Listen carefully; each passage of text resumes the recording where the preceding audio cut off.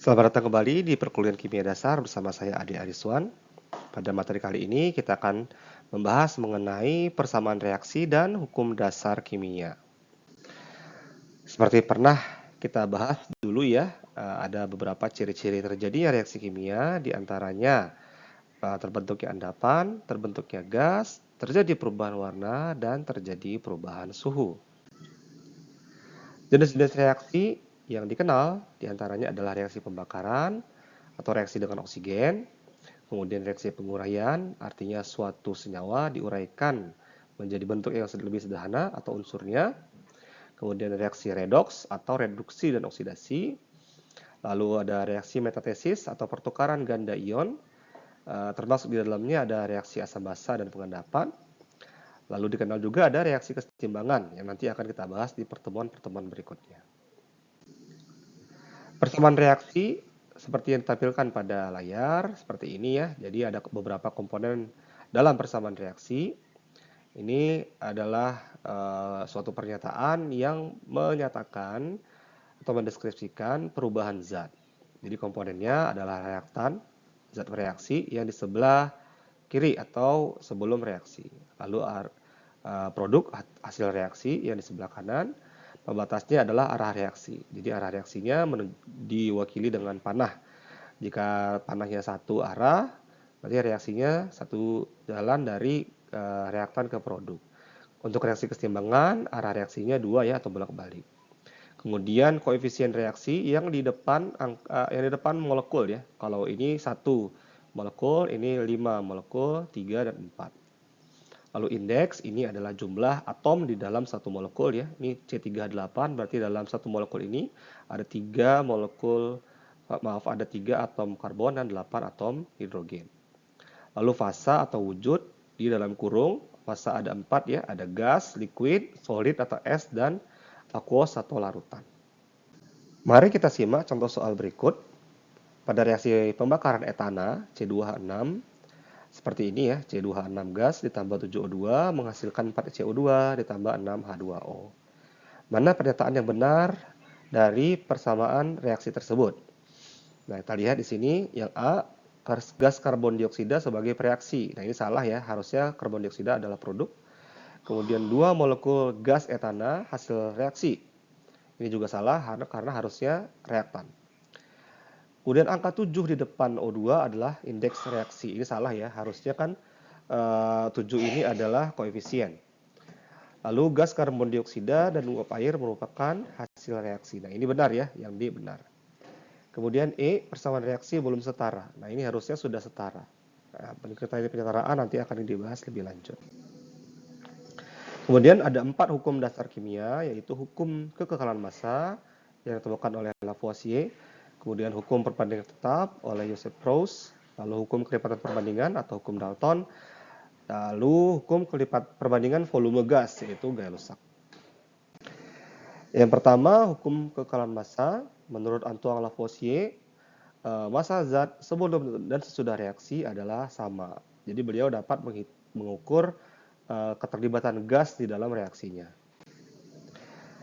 Mari kita lihat contoh soal berikut ya, sebanyak 170,10 gram larutan kalsium klorida di sini direaksikan dengan 130,13 gram larutan natrium sulfat di dalam labu tertutup. Nah, berapa massa zat setelah reaksi? Jadi ini ada larutan yang tidak bercampur, kemudian dituangkan di sini, nanti akan ada terbentuk endapan. Nah, menurut hukum Lavoisier harusnya massa zat sesudah reaksi adalah total dari massa reaktannya, yaitu 300,23 gram.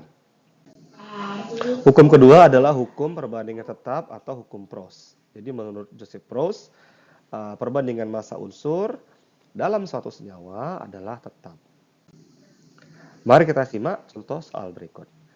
Ini adalah data eksperimen reaksi antara besi dengan oksigen membentuk senyawa besi 2 oksida. Ya. Fe dalam gram, O dalam gram, dan massa FeO dalam gram. Kita lihat di sini ada 4 percobaan. Percobaan pertama Fe-nya 7 gram, O-nya 10 gram, ternyata massa FeO-nya 9 gram, dan seterusnya ya. Nah, berdasarkan data tersebut kita tentukan berapa perbandingan massa Fe dan O dalam senyawa FeO. Untuk menyelesaikannya kita butuh tabel seperti ini ya. Kita lihat apakah ada sisa dari reaktan ya. Karena sesuai dengan hukum Lavoisier seharusnya massa zat sebelum dan sesudah reaksi adalah sama. Ternyata dari 4 kali percobaan nomor 2 itu tepat habis ya. Jadi kita dapat menentukan massanya menjadi massa unsur dalam senyawa ya. Jadi kita lihat di sini perbandingannya 14:4 atau 7:2. Maka disimpulkan perbandingan Fe dan O adalah 7:2. Yang ketiga adalah hukum kelipatan perbandingan atau hukum Dalton. Menurut beliau, jika dua unsur dapat membentuk satu macam senyawa atau lebih, maka perbandingan massa unsur yang sama pada senyawa yang berbeda adalah bilangan bulat sederhana.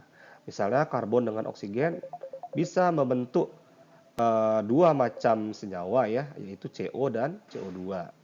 Nah, di sini perbandingan perbandingan O dengan pada dua senyawa tersebut adalah 1:2. Begitu juga P dengan Cl, perbandingannya karena dapat membentuk dua macam senyawa, PCl3 dan PCl5, maka perbandingan masanya haruslah 3:5.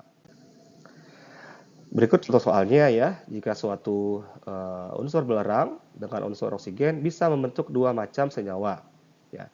Persentase massa unsur disajikan pada data berikut. Ada senyawa 1, perbandingan massanya 50:50. Pada senyawa 2, perbandingannya 40:60. Nah, ditanya bagaimana perbandingan massa unsur oksigen dalam senyawa tersebut. Apakah 1:1, 1:2, 2:1, 2:3, atau 3:2. Untuk menjawab soal ini kita harus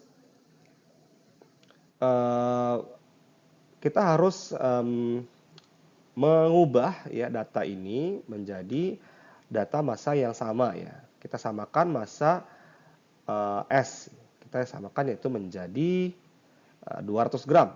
Berarti senyawa 1 dikali 40 ya. Maka S-nya 200, O-nya 200. Kemudian senyawa 2 kita jadikan juga 200, berarti dikali 5 ya. Dikali 5, 200, 60 dikali 5 jadinya 300.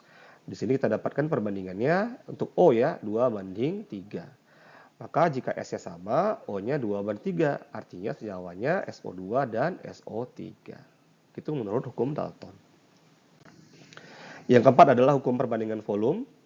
Jadi menurut Gay-Lussac, pada suhu dan tekanan tetap, volume gas-gas yang terlibat dalam reaksi berbanding sebagai bilangan bulat sederhana. Intinya, kita simpulkan bahwa perbandingan volume gas sama dengan perbandingan koefisiennya. Ya, ini simpelnya seperti itu ya. Berikut contoh soalnya. Ya, pada penguraian amonia gas ya terjadi reaksi seperti berikut. 2 molekul gas NH3 diuraikan menjadi N2 gas tambah 3H2 gas. Jika mula-mula terdapat 10 liter gas NH3 yang terurai sempurna, maka berapa volume gas N2 dan H2 pada suhu dan tekanan yang tetap? Kita akan bisa menjawabnya dengan melihat perbandingan koefisien sebagai perbandingan volume. Perbandingan volumenya untuk N2 itu koefisiennya 1:2 terhadap NH3 ya, setengah dari NH3, maka volumenya juga setengah dari volume NH3. Setengah dikali 10 liter artinya 5 liter. Berikutnya untuk NH2, H2 juga perbandingan 3:2 ya. 3/2 dikali 10 artinya 15 liter. Dengan demikian kita dapat simpulkan volume N2 5 liter, volume H2 15 liter. Sekarang silakan Anda mengerjakan soal latihan ini ya. Untuk sebagai latihan mandiri, sebanyak 20 liter campuran gas C3H8 dan C4H8 dibakar sempurna menghasilkan CO2 dan H2O.